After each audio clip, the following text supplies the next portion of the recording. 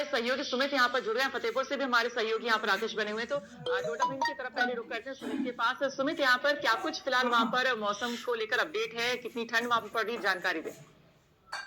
बिल्कुल श्वेता, मैं सबसे पहले हमारे इंडियन न्यूज के दर्शकों को बताना चाहूंगा कि राजस्थान में जिस तरीके से सर्दी का 3rd डिग्री टॉर्चर चल रहा है, जिससे कहीं ना कहीं लोगों को अब कपकपी सर्दी का एहसास होने लग गया है। लगातार हम पिछली रात की बात करें तो रात से ही जो सर्दी का सितम था वो लगातार जारी था। वहीं दूसरी ओर अगर हम बात करें तो पाला पड़ने से लगातार जो किसान है वो चिंतित है, क्योंकि जब पाला पड़ता है तो कहीं ना कहीं जो सरसों की फसल होती है उसे भारी नुकसान होता है। वहीं अगर हम दूसरी बात करें तो किसान इस समय खेतों में भी है, क्योंकि उनका सिंचाई का कार्य चल रहा है, तो कहीं ना कहीं जो अधिक ठंड है वो अब किसानों को सता रही है। वहीं अगर हम दूसरी बात करें तो सर्दी है उसके बचाव के लिए लोग गर्म कपड़े व अलाव का सहारा ले रहे हैं, जिससे कि इस कपकपाती सर्दी से बच सके। इस 2021 साल का अंतिम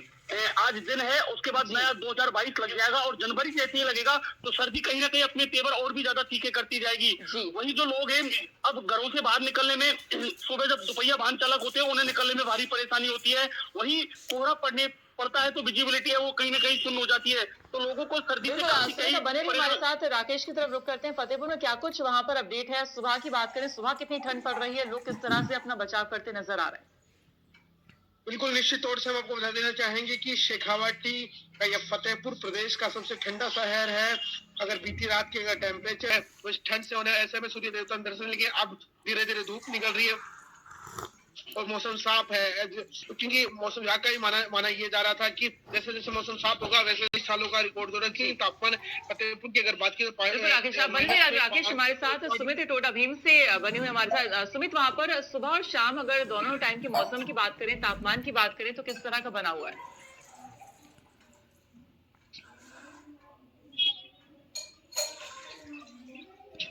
सर्दी अपना सितम दिखाना शुरू कर देती है, तापमान में लगातार गिरावट आती जाती है और जैसे जैसे देर रात होती जाती है तो कहीं ना कहीं सर्दी वो है वो उस जो तापमान है वो लगातार नीचे ही गिरता जाता है। इन दिनों टोडा भीम के आसपास के ग्रामीण क्षेत्रों में गलन वाली ठंड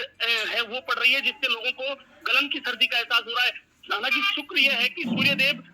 दोपहर तक बाहर आ जाते हैं, जिससे कहीं ना कहीं लोगों को कुछ राहत मिल जाती है। लेकिन वही अगर मैं बात करूं तो देखिए इस समय जो साल का अंतिम दिन है, लगातार हम नजदीकी आस्था धाम मेहंदीपुर बालाजी की बात करें तो वहां भी श्रद्धालुओं की आवक जारी है, जिससे कहीं ना कहीं सर्दी में भी लगातार श्रद्धालु हैं वो पहुंच रहे हैं और बाबा के दर्शन कर रहे हैं। वहीं दूसरी ओर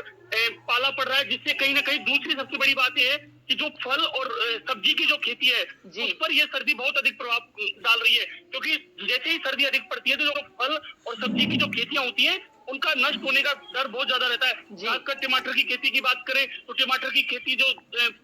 उसको ज्यादा नुकसान पहुंचता है, पपीते की फसल है उसको जो खेती है उसको नुकसान पहुंचता है। तो कहीं ना कहीं जब सर्दी अधिक पड़ती है श्वेता तो कहीं ना कहीं किसान है उसको भारी नुकसान होता है, वहीं आमजन तो परेशान होता ही है, किसानों को खासा दिक्कत हो रही है। और सेकंड आपने ये बताया कि ऐसे मौसम में भी जो पर्यटक है उनका आना लगातार जारी है, क्योंकि 31 भी है तो उसको एंजॉय भी कर रहे हैं, साथ ही साथ जो वहाँ पे मंदिर है जहाँ माने जाते हैं मंदिर, वहां पर भी कहीं ना कहीं श्रद्धालु पहुंच रहे हैं, तो आस्था में कोई कमी नहीं है, पर्यटक भी वहां पर पहुंच रहे हैं। और ऐसे में ठंड में किस तरह का और माहौल देखने को मिला, कितनी संख्या में वहां पर पर्यटक पहुंच रहे हैं? देखिए लगातार अगर आस्था धाम मेहंदीपुर बालाजी की बात करें तो विश्व प्रसिद्ध आस्था धाम मंदिर है, जहां हजारों की तादाद में श्रद्धालु पहुंचते हैं और वीर बली हनुमान जी महाराज के दर्शन करते हैं और लाइन में लगे रहते हैं। उनके जो सर्दी है वो कहीं ना कहीं आस्था के आगे नीचे दिखाई देती है, क्योंकि आस्था जो होती है उसके आगे सर्दी जो भक्त होते हैं वो बाबा के दरबार में पहुंचते हैं, सर्दी से बचते हुए गर्म कपड़ों का सहारा लेकर बाबा के दरबार में पहुंचते हैं। और वहीं दूसरी अगर हम बात करें तो श्वेता खासकर अभी स्कूलों की छुट्टी है क्योंकि शीतकालीन सत्र चल रहा है, लेकिन जिस तरीके से परेशानी का सामना करना पड़ेगा क्योंकि जनवरी माह है, सर्दी अधिक पड़ेगी और बच्चों हैं उनको स्कूल जाना है। वहीं दूसरी ओर ओमिक्रॉन जो वेरिएंट है उसका भी अब खतरा बढ़ गया है, तो कहीं ना कहीं सर्दी और वेरिएंट दोनों का एक साथ सहयोग है, तो कहीं ना कहीं जो केस है वो लगातार राजस्थान में भी ज्यादा सामने आ रहे हैं, तो कहीं ना कहीं सर्दी से भी जो